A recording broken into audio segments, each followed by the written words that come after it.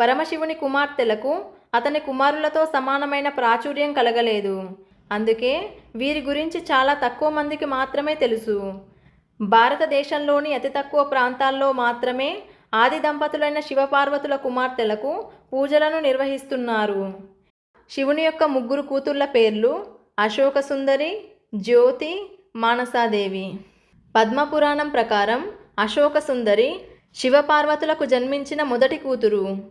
తమ కుమారులైన వినాయకుడు, కార్తికేయుడు పెద్దవాళ్ళై కైలాసాన్ని వదిలి వెళ్ళిపోగా పార్వతీదేవి ఒంటరిదైపోయి శోకంతో ఉంటుంది.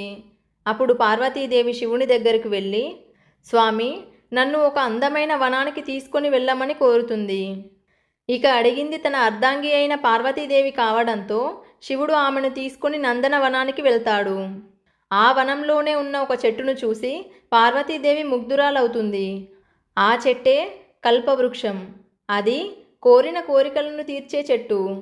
అయితే పరమేశ్వరుడు కార్యనిమిత్తమై బయటకు వెళ్ళినప్పుడు పార్వతీదేవి ఒంటరిగా ఉంటుంది. అలా ఆ చెట్టు దగ్గర కూర్చొని ఆలోచిస్తూ తనకు ఒక కూతురుంటే బాగుండేది అనుకుంటూ ఉంటుంది. ఇక తను కూర్చొని ఉన్న చెట్టు కల్పవృక్షం కావడం వల్ల పార్వతీదేవి తన మనసులో కోరుకున్న విధంగానే ఆమెకు ఒక కూతురు పుడుతుంది.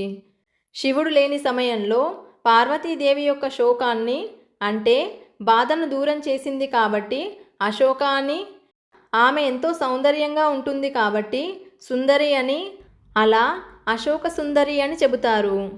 ఈ అశోక సుందరి పార్వతీదేవికి సమానమైన తేజస్సుని, అందాన్ని కలిగి ఉంటుంది. ఇదిలా ఉండగా పరమశివుడు ఒకసారి కోపోద్రేక్తుడై గణేశుని శిరస్సుని ఖండించిన విషయాన్ని తెలుసుకుంటుంది. దాంతో భయభ్రాంతులకు గురైన అశోక సుందరి ఉప్పులో దాక్కుంటుందంట. అందువల్ల గుజరాత్లో ఈ దేవికి ఉప్పును సమర్పించి పూజలు చేస్తుంటారు. అలాగే శివుని యొక్క మరొక కుమార్తె పేరు జ్యోతి. శివపురాణాన్ని అనుసరించి జ్యోతి యొక్క జననానికి సంబంధించిన 2 కథలు ప్రాచుర్యంలో ఉన్నాయి.